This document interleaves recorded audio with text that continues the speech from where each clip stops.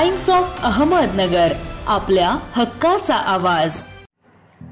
शहरात मुलींवर व महिलांवर अत्याचाराचे प्रमाण वाढत असल्याचा आरोप करत काही राजकीय पक्ष आणि सामाजिक संघटना आपली राजकीय पोळी शेकण्यासाठी पोलीस प्रशासनाच्या कारभारावर प्रश्नचिन्ह उपस्थित करत असतात।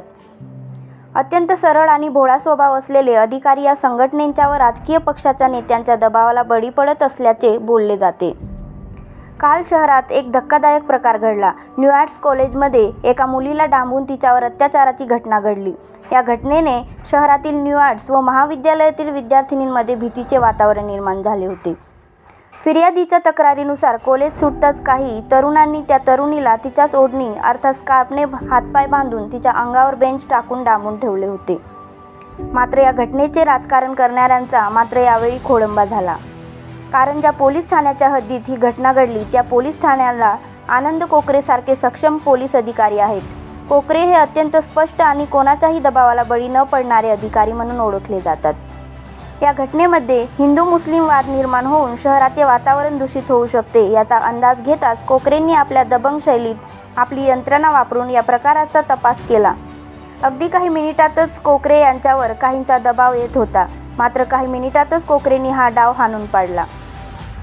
दबाव टाकून वातावरण दूषित करण्याचा डाव आखणाऱ्यांना कोकरेंनी पोलिसांच्या शैलीत हकीकत सांगून हा डाव बनाव असल्याचे स्पष्ट केले आणि हा डाव हाणून पाडला।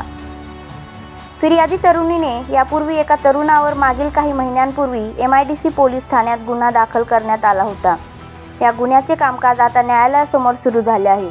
त्यात फायदा मिळावा म्हणून सदर तरुणीने त्या तरुणाचा बदला घेण्याच्या भावनेतून हातपाय बांधल्याचे आणि अंगावर बेंच टाकून डांबवल्याचे षडयंत्र रचल्याचे उघड झाले। दरम्यान हा संपूर्ण प्रकार बनाव असल्याचे समोर येताच तोफखाना पोलिसांनी आता हा गुन्हाच रद्द करण्याचा प्रस्ताव तयार केला आहे। सदरील घटना गंभीर स्वरूपाची असल्याने आम्ही घटनास्थळी धाव घेतली। घडलेल्या घटनेचा तपास करत असताना धक्कादायक बाब समोर आली, ती म्हणजे संबंधित प्रकार हा खोटा आढळून आला। अशी कोणतीही घटना घडलेली नाही। फिर्यादीने दिलेल्या तक्रारीत कोणत्याही व्यक्तीचे नाव नाही। अनोळखी व्यक्तींच्या नावाने सदरील तक्रार दाखल करण्यात आली होती। हा प्रकार बनाव अर्थात खोटा असल्याने हा गुन्हा रद्द करण्याचा प्रस्ताव तयार करण्यात आला आहे।